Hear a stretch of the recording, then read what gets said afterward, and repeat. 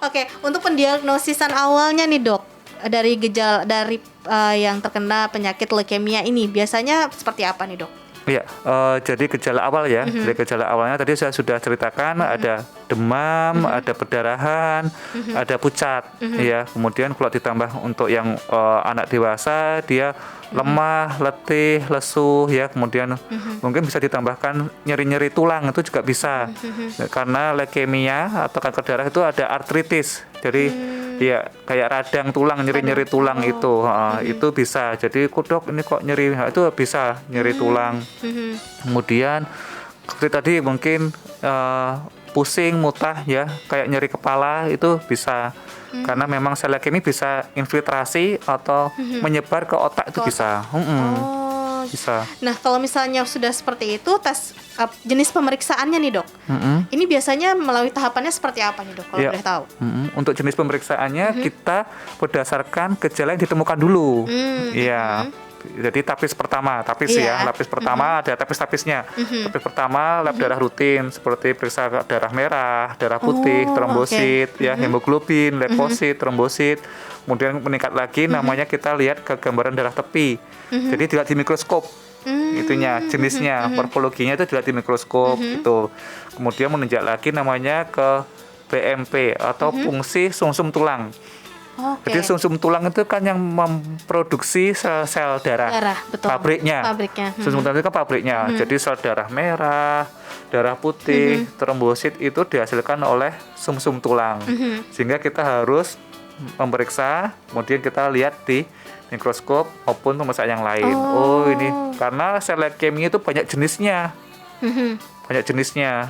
Sel leukemia semakin bertambah ilmunya, penelitian, sel leukemia banyak jenisnya, sehingga pengobatannya nanti lebih spesifik.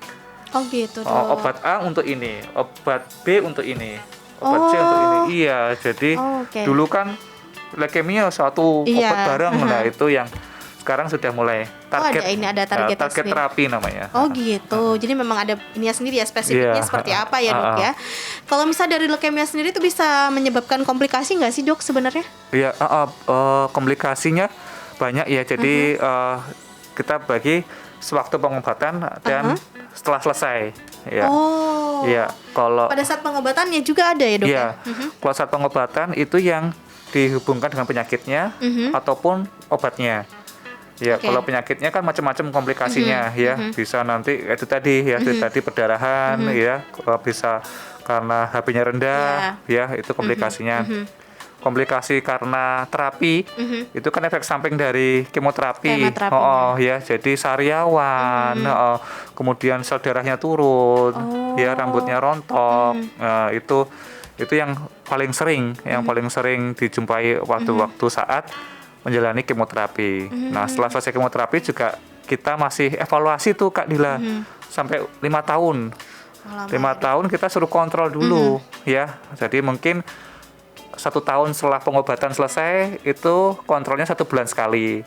2 tahun sudah agak jarang. 3 tahun agak jarang. Nah, setelah 5 tahun insya Allah sudah bebas. Alhamdulillah ya dok. Kalau misalnya sudah benar-benar free, sudah bisa dikatakan free, berarti sudah tidak perlu kontrol lagi ya dok ya. Gitu. Tapi jaraknya tadi 5 tahun ya dok ya, masih tetap dalam pengawasan ya. Iya, 5 tahun. Tapi kalau misalnya yang komplikasi sendiri nih dok, ada nggak sih dok resiko misalnya muncul juga cancer lainnya pada saat misalnya pengobatan? Iya, namanya secondary malignancy. Tapi untuk kanker darah jarang sih Kak. Tapi ada beberapa kanker yang terjadi setelah dia menderita kanker yang lain. Itu bisa namanya itu secondary malignancy. Jadi kanker yang lain setelah dia menderita kanker yang yang sebelumnya ya, itu. Dan peluang untuk sembuhnya berarti memang besar ya dok ya? Bisa ya dok ya? Untuk leukemia sendiri buat leukemia besar sendiri. Kita menurut penelitian itu 90% itu sensitif terhadap kemo. Hanya kemoterapi kan kita kan bertahap nih. Ada tata laksananya, ada kemoterapi dulu, nanti kalau tidak sembuh nanti ada lagi yang pengobatan yang lain. Jadi kita sudah banyak survivor loh Kak. Penyintas penyintas leukemia kita sudah banyak sih, 30 ada perhimpunannya juga, kita ada komunitasnya, kita sering kumpul-kumpul. Nama komunitasnya apa, Dok? Childhood Cancer Care, disingkat TRICI. Disingkat TRICI ya? Childhood Cancer Care. Childhood Cancer Care. Ini udah ada Instagramnya nih sahabat ayah. Jadi kalau misalnya pengen kepoin juga, pengen tahu nih seperti apa survivornya ya, yang bisa kita belajar dari mereka, langsung follow ya, Dok ya? Iya, pasti. Gitu. Jadi ini sudah banyak ya, Dok ya, penyintasnya sendiri ya? Udah banyak. Ini mereka semua yang udah benar-benar sembuh? Atau mereka ada yang sedang berjuang juga? Iya, sudah. Yang menyelesaikan kemoterapi. Oh, yang menyelesaikan kemonya. Itu kalau Childhood Cancer Care itu isinya volunteer, relawan. Dulu dibentuk kita tahun 2012. Itu ada namanya Kak Momo sama Dokter Jenny, itu aktivis komunitas, terus mengajak saya langsung mau karena kan ada temennya daripada sendiri nangis ya kan. Saya ngajak temennya. 2012 kita banyak tuh isinya yang mahasiswa-mahasiswa yang militan saya kira memang jadi saya sangat terbantu sekali memberikan edukasi ke masyarakat ya, jadi masyarakat sudah ngeh sekarang. Betul. Instagramnya juga masif sekali ya, jadi membantu. Kalau memang kita perlu seperti itu, kita nggak bisa sendiri yang medis ya, nggak bisa sendiri. Jadi ini benar-benar dokter sekarang sudah ada komunitasnya, benar-benar terbantu ya, Dok ya? Iya. Ya, jadi termasuk dengan pasien-pasiennya dokter sendiri ya, maksudnya dari fighternya yang dokter tangani sendiri juga dari komunitas ini juga ikut. Iya, bisa gabung fighternya. Jadi fighternya yang sudah selesai, terus dia ikut gabung, ya ikut partisipasi, ikut kegiatan. Jadi macam-macam kegiatannya Kak, rame kok. Jadi kita tiap tahun tuh ada wisuda namanya. Ada wisuda ya. Jadi wisuda ini yang sudah selesai kemo. Iya, jadi kan ceritanya dulu ada seorang fighter yang memang kan banyak ya, mungkin anak-anak tuh nggak suka kan diajak rumah sakit, dirayu, ayo di rumah sakit tuh sekolah di sana, terus nanti di akhir sekolah itu akan diwisuda. Nah, dia senang banget. Terus akhirnya kita adain acara. Jadi kita ya rumah sakit kan bagaikan rumah kedua ya. Betul. Sekarang. Akhirnya anak-anak juga semangat ya, Dok ya. Iya. Nambah semangatnya. Mereka juga fighternya juga semakin kuat ya, Dok ya. Iya. Wah, luar biasa nih, Dok. Kalau misalnya boleh tahu nih, Dok, dari yang Childhood Center Care ini nih yang jadi survivornya kebanyakan berapa nih, Dok, usianya? Iya, sekarang ketuanya itu pun survivor, namanya Raka. Raka itu waktu saya masih sekolah tuh, bahkan waktu mengobati ya belum jadi dokter spesialis anak. Masih saya sekolah dokter spesialis anak itu. Saya ini sekarang dia waktu itu usianya 12 tahun. 12 tahun? Iya, 12 tahun, sekarang sudah 24 tahun lah. Wow. Sekarang jadi ketuanya TRICI itu, ya jadi TRICI, menghimpun yang survivor yang lain, mengajak yang lain, kita mungkin sudah ada 30 atau 40 yang bisa bergabung di situ, ditambah dengan teman-teman volunteer yang lain. Iya. Wah, luar biasa. Mohon maaf nih, Dok, yang Mas Raka ini dari usia 12 tahun dan sekarang 24 tahun, berarti sudah setengahnya nih, Dok ya, dari usia yang sebelumnya. Berarti sudah dinyatakan free. Iya. Wow, luar biasa, Dok. Berarti semangat juangnya luar biasa ya, Dok ya. Iya. Nah, ini benar-benar malah jadi gurunya dokter ya, Dok ya. Oke, dokter, ini ada lagi yang tanya nih, Dok, di WhatsApp juga nih. Kayaknya dia pengen nanya doang sih, Dok. Katanya gini, selamat sore Mbak Dila dan juga dokter, saya Ibu Suci di Pucang Sawit. Mau tanya, apakah benar nih, Dok, kalau misalnya jamur enoki ini dapat mencegah kanker? Yang saya baca di artikel seperti itu. Mohon penjelasannya. Apa, maaf? Jamur enoki, Dok, dapat mencegah kanker. Oh iya, Ibu Suci. Saya memang kurang tahu proses jamur enoki ininya ya. Tapi satu yang perlu dipastikan, kita harus gaya hidup sehat itu pasti. Gaya hidup sehat seperti tadi, makanan pengawet. Tapi saya kurang tahu persis jamur enoki isinya apa. Jadi memang saya belum bisa memberikan jawaban ya. Tapi kalau itu dirasa memang sehat, maksudnya sudah tahu isinya, kandungannya bagus ya, itu oke. Jadi kalau saya sih makan makanan yang alami gitu, malah ya sayur yang alami ya, dibandingkan yang dari bentuk kayak yang sudah sudah bentuk sasetan, bentuk itu saya lebih prefer, lebih memilih yang saya masak alami sebagainya, gitu. Oh, jadi memang untuk pencegahannya selain makanan mungkin dok, mungkin ada pola hidup kayak misalnya olahraga dan lain-lainnya. Iya pasti olahraga, tidak stres, ya beban kerja ya Mbak ya Kak Dila ya, jangan terlalu larut malam ya. Itu berarti kalau yang begadang pengaruh juga dok. Iya iya begadang imunitasnya ya, dok, imunitasnya itu kan paparan yang berulang kali kan bisa, meskipun nanti kerasanya sedikit nggak apa-apa, tapi kalau berulang kali namanya itu tadi namanya to hit. Kita punya teori kalau paparan beberapa kali memang lebih rentan untuk ya, dok, develop ya. Tapi kalau misalnya tadi kan dokter bilang radiasi kan, kena radiasi. Kalau misalnya radiasi handphone nih dok, karena kan zaman sekarang ya mau anak kecil, dewasa pada pegang gadget semua ya dok ya. Bahkan kadang ada yang sampai nggak bisa lepas dari yang namanya gadget, malam pun gadgetan lagi. Itu bisa nggak sih dok?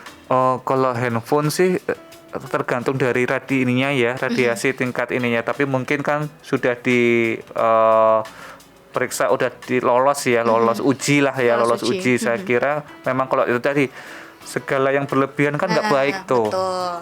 Kan kita aja yang kita mengatur gitu aja. Kalau memang berlebihan ya itu tidak baik sih. Itu yang bisa menakarkan kita, Kak. Yang bisa menakarkan orang tua, ya kan. Bahkan saya setiap kali visit itu mesti adik-adik fighter kan dikasih HP. Memang hiburannya seperti itu. Terus saya ya sedikit edukasi bahwa screen time, waktu melihat HP pada anak itu hanya 1 jam per hari maksimal. Nah, itu saya berikan juga di sana juga ada ruang bermain, ada buku-buku. Jadi volunteer yang terisi itu bisa ke pasien-pasien memberikan buku, bercerita. Interaksi sosial itu kan yang paling bagus. Betul. Nah, itu yang mungkin di era pandemi ini agak hilang karena kita sudah mulai jarang ya. Sekarang kan kita semuanya di sini, Zoom sebagainya. Nah, itu yang agak berbeda ya dok ya dari yang sebelumnya ya. Tapi selama pandemi kemarin juga tetap berjalan dengan seperti biasa ya dok ya?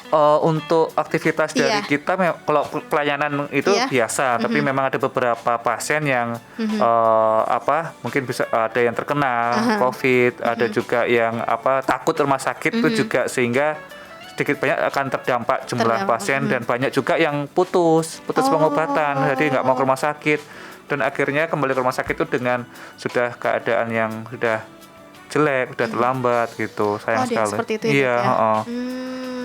Tapi kalau sekarang kan memang sudah mulai ini lagi ya dok ya. Mungkin mudah-mudahan bisa yang udah turun. Jadi yang pengen berjuang udah bisa langsung seperti biasa kemoterapi di rumah sakit ya dok ya. Iya, karena memang kanker kan termasuk salah satu komorbid ya. Jadi lebih rentan terkena infeksi. Itu juga lebih termasuk komplikasi juga ya dok ya, kalau misalnya terkena COVID gitu ya dok. Jadi saya selalu menyarankan ke orang tua ada 2 yang bisa dibantu orang tua, yaitu dari gizi sama kebersihan. Atau hygiene ya. Itu gizi memang harus benar-benar bagus ya, protein tinggi sebagainya. Dan kebersihan ini yang harus, biasanya kan dulu kan kalau anak sakit kan ditengok tuh, satu truk gitu naik truk rumah sakit tuh pernah itu, waduh itu yang dari jauh ya dok. Soalnya kan pengen doain, niatnya baik sih, tapi kan belum mengerti. Kalau sekarang udah berbeda ya dok ya.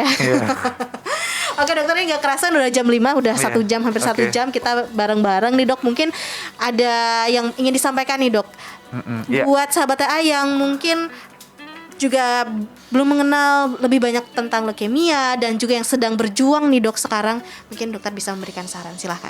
Terima kasih Kak Dila. Jadi untuk sahabat TA jadi apabila nanti menemui gejala seperti demam, kemudian pucat, ada perdarahan yang lama tidak sembuh-sembuh, maka harus diperiksakan ke fasilitas kesehatan yang lebih baik itu. Kemudian untuk teman-teman yang ada dengan kanker, faktor-faktor leukemia ya, bahwa leukemia itu bukan penyakit yang menular, bukan diturunkan, dan pasti dapat disembuhkan.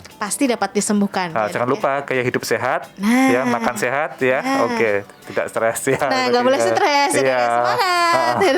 Mungkin dokter boleh nggak sih dikasih tahu jadwal prakteknya dokter? Saya di Rumah Sakit Dr. Muardi, nanti kan hari Senin sampai hari Jumat. Oh, setiap hari dok? Setiap hari, ya jam 8 nanti ya sampai jam kerja ya, sampai jam 3 gitu.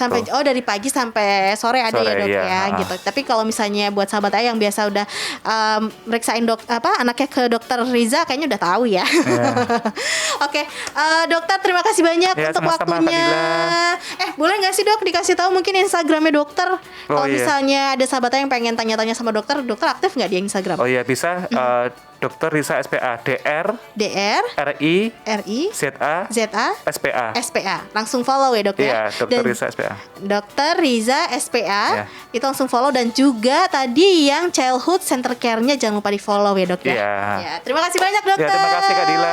Salam juga buat dari komunitas Childhood dari Childhood Center Care dan juga kru dari Rumah Sakit Muardi ya dok ya. Salam sehat dokter. Semangat dokter. Semangat. Terima kasih Kak Dila. Oke, dan sekali Kak Dila harus pamit undur diri dari Talking Line sore hari ini. Terima kasih untuk kebersamaannya sahabat TA dan juga pemirsa dari Radio On TV. Kita stay tune lagi di 103,5 TA Radio, musik dan informasi terbaik.